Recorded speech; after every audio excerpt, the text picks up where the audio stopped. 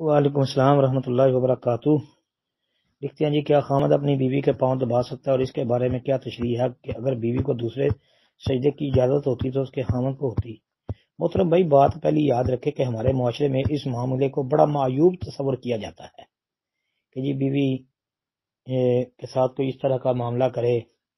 یعنی کہ اس کی اس طرح دیکھ بھال کی جائے نا، تو اس کو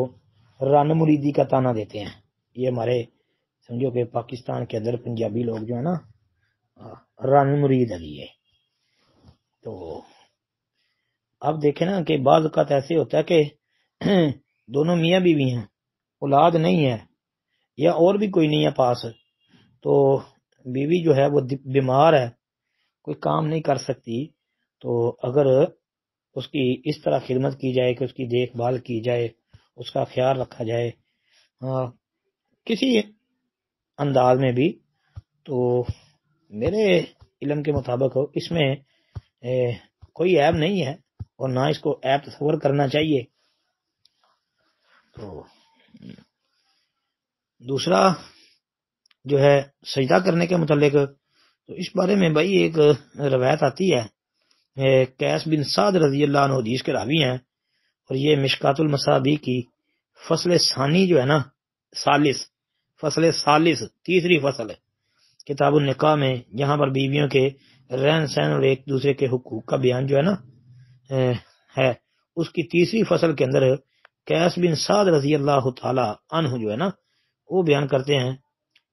کہتے ہیں اتیت الحراتا فرأیتہم یسجدون لمرزبان لہم فقلت، یہ فقلت یعنی وہ سعد قیس بن سعد کہہ رہے ہیں،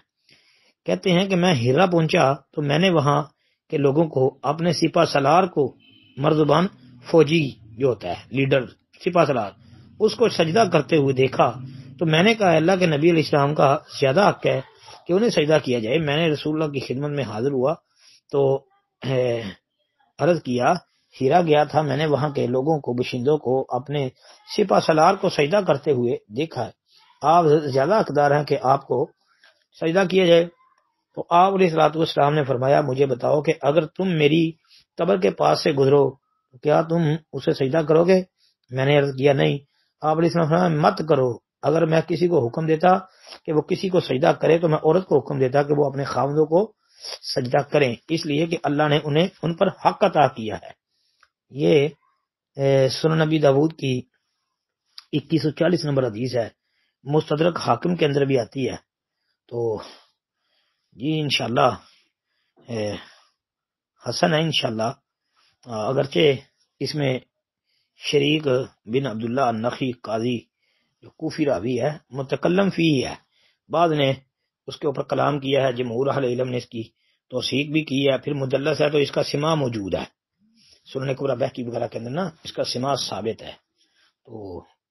اس کے شاہد بھی موجود ہیں، تو انشاءاللہ جو ہے نا یہ روایت حسن ہے۔ اور پھر یہ جو ہے نا تشریح، مطلب یہ سجدہ تعظیمی تھا، تو تعظیمی سجدہ جو ہے یہ جائز نہیں ہے، تعظیمی سجدہ جائز نہیں، اگر مطلب یہ کہ تعظیمی سجدہ اگر کسی کو اجازت ہوتی نا تو عورت اپنے خاوندوں کو سجدہ کرتی، مطلب یہ عزت کے لیے ان کی تعظیم کرتے ہوئے، تو یہ بھی اجازت نہیں، مطلب کہ اس کی بھی اجازت نہیں ہے، مطلب اس کا یہ ہے، تو یہ تعظیمی سجدہ بھی جائز نہیں ہے۔ السلام علیکم ورحمۃ اللہ۔